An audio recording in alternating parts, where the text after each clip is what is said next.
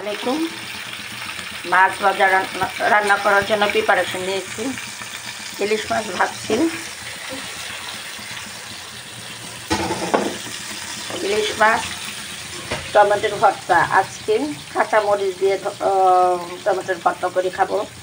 আমি আবার সবসময় যখন সবজি আসে তখন অন্য সবজির থেকে টমেটোর ভর্তাটা বেশি খাই, কারণ ভিটামিন সি আছে এটার মধ্যে, তার জন্য ভর্তা করে খাচ্ছি।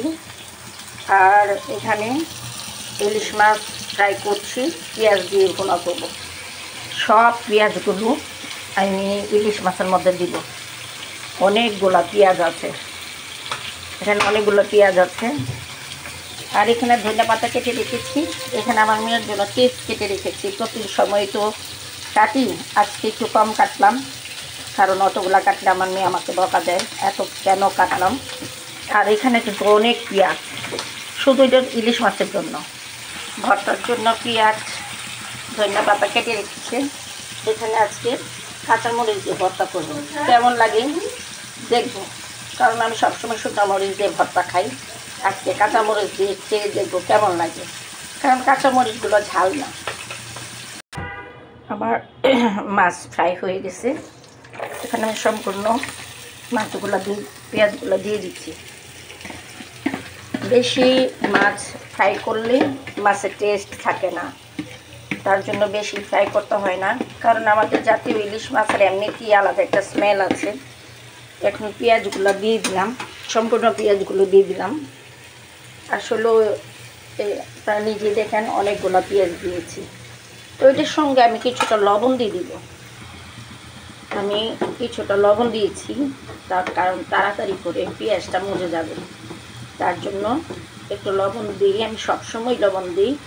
আর আপনারা জানেন যে লবণ দিলে পেঁয়াজটা আর্লিভাবে বাদামি কালার হয়ে যায়, তার জন্য দিয়েছি। এরকম করেই আমি সবসময় খাই। কে কীরকম করে খাই সেটা আমি জানি না, কিন্তু আমি কিন্তু এরকম করেই খাই। আমার স্টাইল আমি রান্না করি। সেদিন 4 পিস রান্না করেছিলাম, আর একটা মাছ আমার মেয়েকে ভেজে দিয়েছিলাম খাওয়ার জন্য। আজকে সম্পূর্ণ মাছটাই রান্না করছি, কারণ বেশি দিন মাছ থাকলে টেস্ট নষ্ট হয়ে যায়। এত টাকা দিয়ে নিয়ে এসেছি, কারণ আমার ভাসুর হসপিটালে আছে, ওনার জন্য আমাদের রান্নাটা হচ্ছে না, কারণ আমি বাইরে থাকি বলে, তার জন্য। তো আমার পেঁয়াজগুলো আস্তে আস্তে হচ্ছে।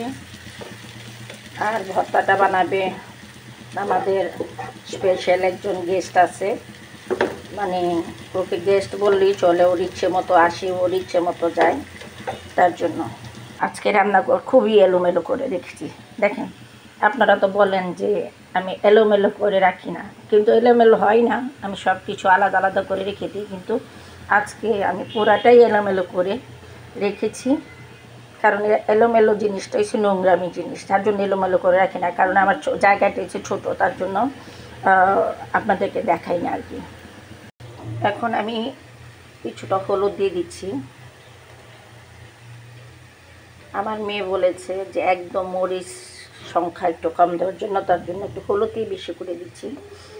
যতটুকু দেওয়ার এতটুকু না দিলে টেস্ট হবে না। মরিচের গুঁড়ো দিয়ে দিলাম।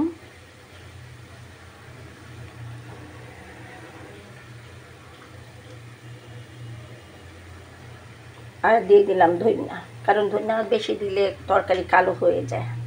তরকারির কালারটা অনেক সুন্দর হয়েছে। এখন আমি মাছগুলো দিয়ে দিব। মাছগুলো দিয়ে দিচ্ছি।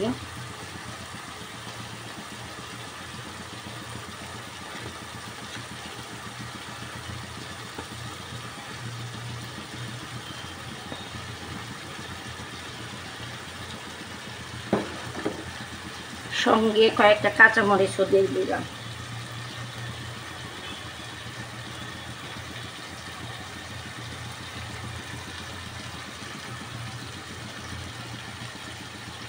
কিছুটা পানি অ্যাড করছি।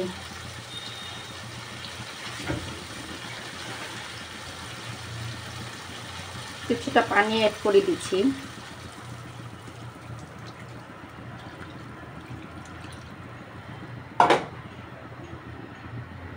এখন আমি ঢেকে দিব।